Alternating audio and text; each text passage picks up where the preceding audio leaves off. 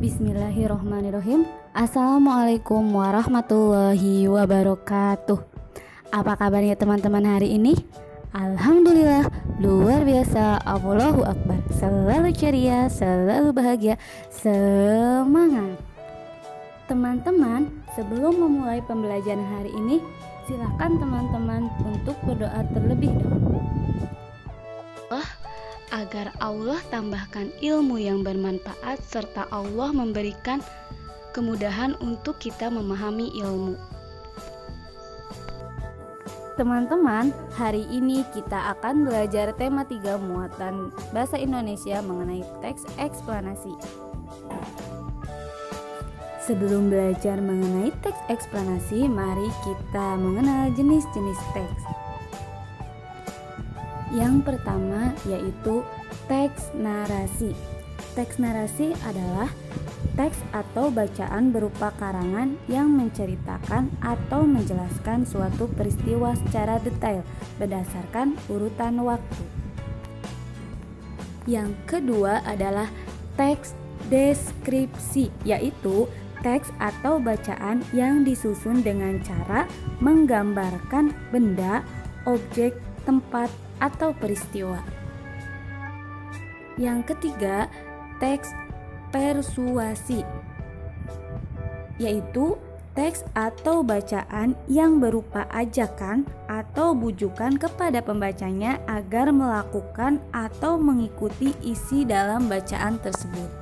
Yang keempat, teks argumentasi, yaitu teks atau bacaan yang gagasan utamanya dikembangkan dengan cara menjabarkan pendapat, ulasan, bahasan, atau ide pribadi dari sang penulis.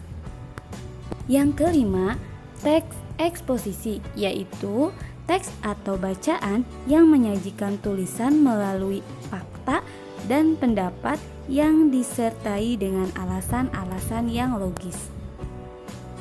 Yang keenam atau yang terakhir adalah teks yang akan kita bahas hari ini, yaitu teks eksplanasi. Teks eksplanasi.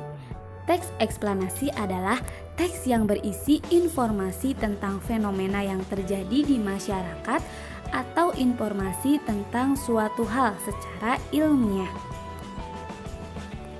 Nah, jadi apa saja sih yang menjadi ciri dari teks eksplanasi? Ciri-ciri teks eksplanasi itu ada 4. Yang pertama, informasi dibuat berdasarkan fakta. Yang kedua, informasi bersifat ilmiah atau keilmuan. Yang ketiga, bertujuan memberikan penjelasan mengenai proses terjadinya sesuatu. Yang keempat, menggunakan penanda urutan seperti setelah, kemudian. Selanjutnya, apa saja sih yang menyusun struktur teks eksplanasi? Yang pertama yaitu pernyataan umum atau pembuka. Yang kedua yaitu deretan penjelas atau isi, dan yang ketiga simpulan atau penutup. Pernyataan umum atau pembuka adalah informasi singkat mengenai hal yang akan dibicarakan. Deretan penjelas atau isi adalah urutan uraian atau penjelasan tentang proses suatu peristiwa. Simpulan atau penutup berisi simpulan dari teks atau pendapat penulis mengenai teks tersebut. Mari kita perhatikan contoh berikut mengenai transmisi dan distribusi listrik. Transmisi dan distribusi adalah proses hantaran listrik yang berawal dari stasiun pembangkit listrik. Energi listrik dibangkitkan dengan memanfaatkan beragam sumber daya alam seperti aliran sungai atau air terjun, panas bumi, angin, atau gas alam.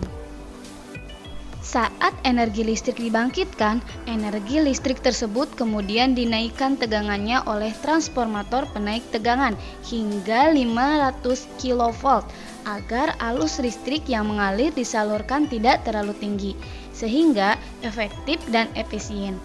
Energi listrik kemudian disalurkan melalui sutet atau saluran udara tegangan ekstra tinggi ke gardu induk. Di gardu induk, energi listrik diturunkan tegangannya oleh transformator penurun tegangan menjadi menengah, yaitu 20 kV. Kemudian, energi listrik disalurkan ke gardu-gardu distribusi dan diturunkan kembali tegangannya dalam gardu distribusi menjadi tegangan rendah, 220 volt.